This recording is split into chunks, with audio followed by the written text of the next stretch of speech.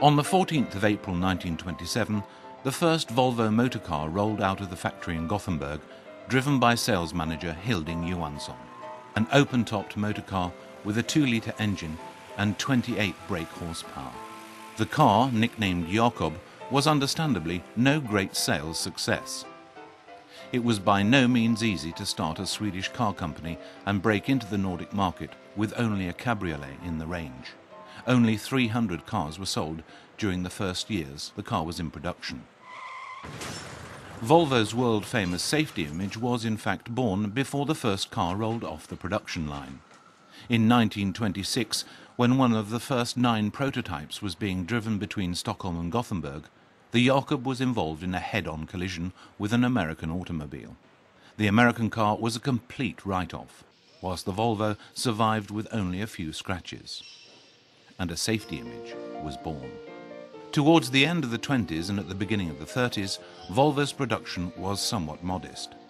Inspiration came in the first instance from the USA, when skilled Swedish engineers who had worked in Detroit returned home with new technical skills and American-inspired designs. Volvo's first really big success came in 1944, when the PV 444 was exhibited at the Stockholm Motor Show, held at the Royal Tennis Hall in Stockholm. The PV was also the major breakthrough for Volvo on the US market. The car was smaller than American models, but roomier inside, and had sufficient horsepower to be regarded as a family sports saloon. The PV also quickly established itself as a big favourite amongst rally drivers. It frequently occurred that competitors refused to start a race if a Volvo was in the field, it being considered a waste of both time and petrol. In 1953, Volvo presented its first estate car, the Duet, which was the prelude to Volvo's concentration on family motor cars, even if this particular model was perhaps best suited for tradesmen. During the 1950s, it was primarily the Italians who set the tone in the design world.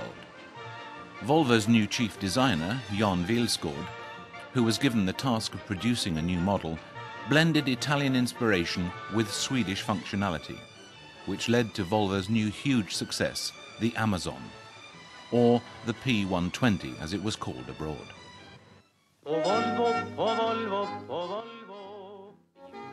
In 1955, Volvo's concentrated efforts on exports to America gained real momentum. This is Volvo, the Swedish-built compact. Efforts which resulted in the USA becoming the company's largest market. In 1959, Volvo became the first motor manufacturer in the world to fit the 3-point seatbelt as standard in a mass-produced car. The inventor of the car safety belt, Niels Bohlin, received many fine awards, at the same time as his invention saved millions of lives. In 1960, Volvo presented its new sports car, which became world famous on our TV screens.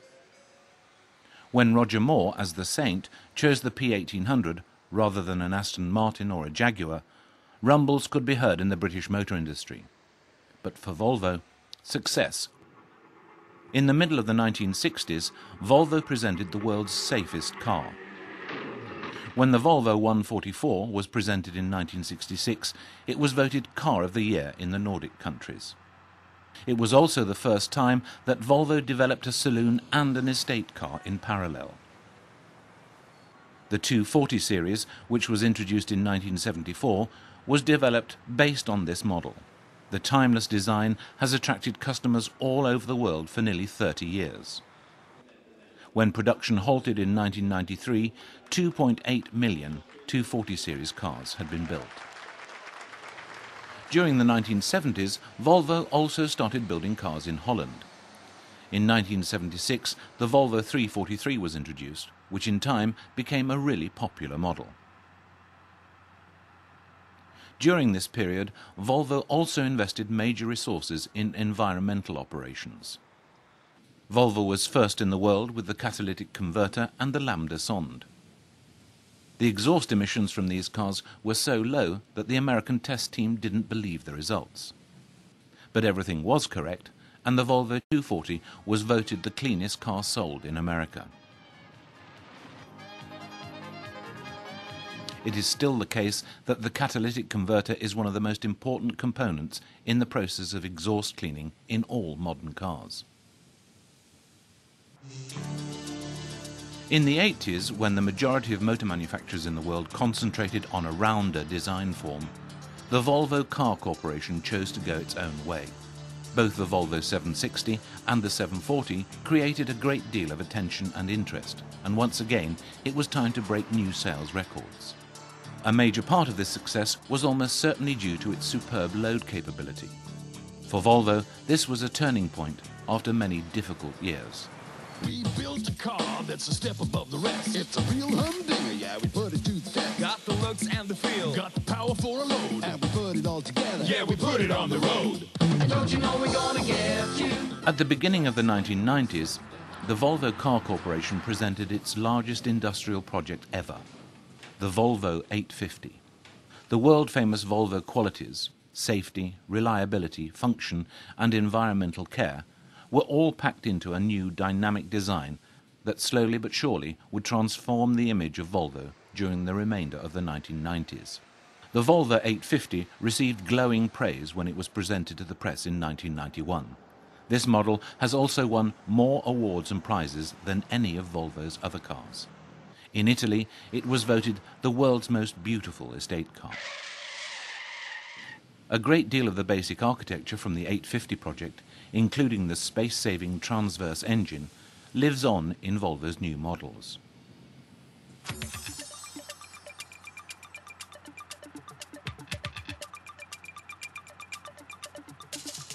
From having principally sold cars from a safety and quality perspective over the years, Volvo cars have, in recent years, also become increasingly exciting both technically and in their design.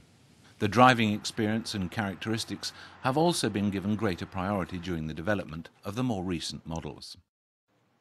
Today, Volvo design their cars completely digitally, which enables designers and engineers to work much more rapidly to a higher level of quality. Nowadays, it's not only possible to design a car in a computer, it's also possible to carry out crash tests before a single prototype is built. And the developments continue. Both the cars and the people who drive them will change in the future. As one way of sounding out the reaction of tomorrow's customers and at the same time test new technologies, Volvo has built a number of conceptual cars in recent years. Here, the innovations of tomorrow can be tested with a view to developing even better, safer, and more environment-friendly motor cars. Developments to satisfy the changing demands of tomorrow's motorists. Volvo will continue to be a driving force in this development.